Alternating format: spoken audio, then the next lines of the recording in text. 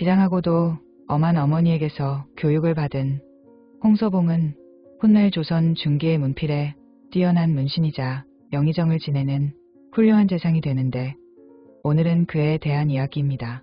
인조 때 영의정을 지낸 홍서봉의 어머니 유씨는 학식과 덕망이 뛰어나기로 유명했다. 유씨는 당시 양갓집 교수들이 그러하듯 정식으로 글을 배우지는 못했으나 어려서부터 남동생의 글 읽는 소리를 듣고 어깨 너머로 그를 깨우쳐 동양의 고전을 두루 섭렵함은 물론 시문에도 능했다.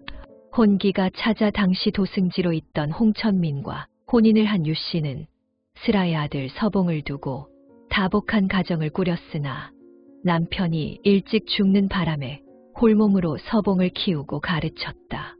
유씨가 시문에 얼마나 뛰어났던지 아는 이들은 기회가 닿는 대로 자신이 지은 문장을 유씨에게 보이곤 했다.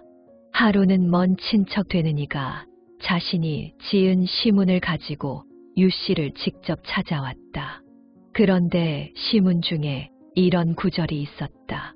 꽃이 지니 천지가 분내 화락 천지웅. 이를 본 유씨는 눈을 감고 한참을 생각에 잠겨 있다가 조용히 입을 열었다.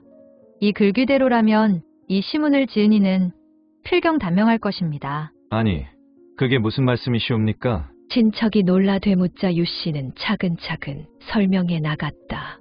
잘 보십시오. 꽃이 떨어지니 천지가 불다 함은 인생의 희노애락을 다 겪은 이가 인생의 황혼을 맞는다는 뜻이지요. 그러니 이 글을 쓴 사람의 인생 역시 그와 같이 이미 황혼기에 접어들었다는 뜻이 아니겠습니까? 유씨의 설명을 들은 친척은 아직 40도 채 안 된 자신의 나이를 생각하며 가슴이 덜컥 내려앉았다. 아니, 그걸 어찌 그리 쉽게 속단할 수 있습니까? 원래 시문이라 함은 마음속 감흥에서 비롯되는 것인데 스스로 그 같은 심사에 빠져 있는데 무엇을 더 생각한단 말입니까? 참담한 표정으로 앉아있는 친척에게 유씨가 차분하게 말했다.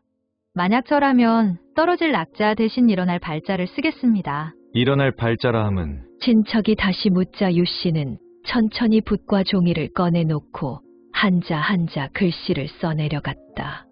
꽃이 피니 천지가 불내 화발 천지홍. 그런 다음 유씨는 다정하게 말했다. 떨어질 낙이 아니라 일어날 발이라면 분명 수명도 길어지고 노후에도 복을 누릴 것입니다. 시문을 지을 때 단명구를 함부로 썼다가는 큰 낭패를 볼 수도 있습니다. 고맙습니다. 유씨가 개작한 글을 받아든 친척은 몇 번이고 유씨의 문장 실력에 감탄하며 거듭 인사를 하고 되돌아갔다. 이렇듯 시문을 평가하는 유씨의 안목은 정확하고도 예리했다.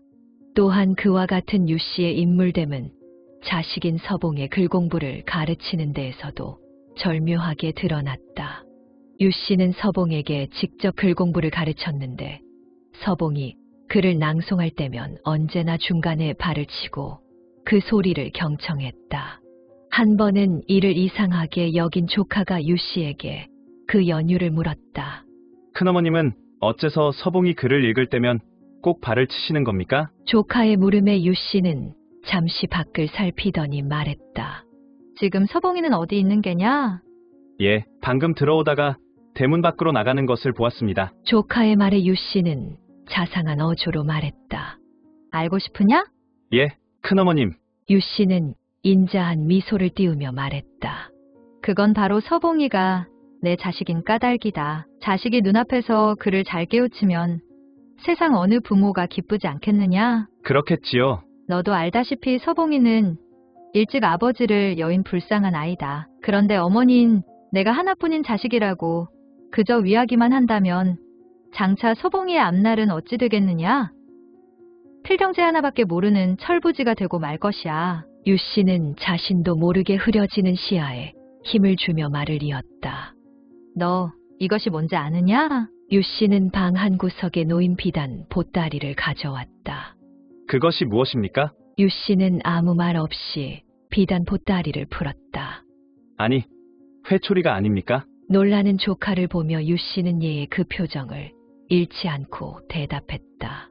그렇다 회초리다. 아까 말하다 말았다만 만약 서봉이가 이 어미가 책을 읽는 소리를 듣고 좋아하는 모습을 보인다면 방자하고 교만해질지도 모를 노릇이요. 또 이렇게 회초리를 비단 보자기에 싸두는 것은 내 아들의 잘못을 바로잡는 물건을 함부로 할 수 없는 까닭이니라. 유 씨는 말끝에 눈물을 훔치며 자리에서 일어났다.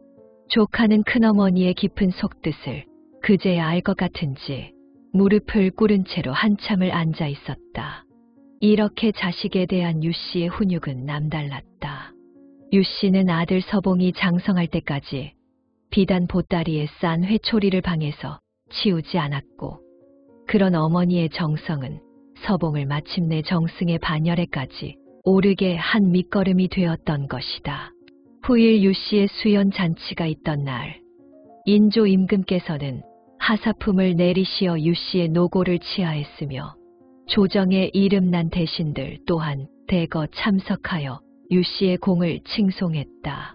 즐겁게 시청하셨는지요? 모든 부모님들은 자녀들을 위해서 어떤 훈육이 좋을지 매 순간 고민합니다. 칭찬을 자주 해주어야 하는 것도 꼭 필요하지만 훈계 없는 교육은 지식을 가르칠 수는 있어도 인성과 인품은 가르칠 수는 없습니다. 하지만 가장 중요한 것이 있습니다. 부모로서 자녀들에게 바른 모범이 보이는 것, 그것이 최고의 교육 아닐까요?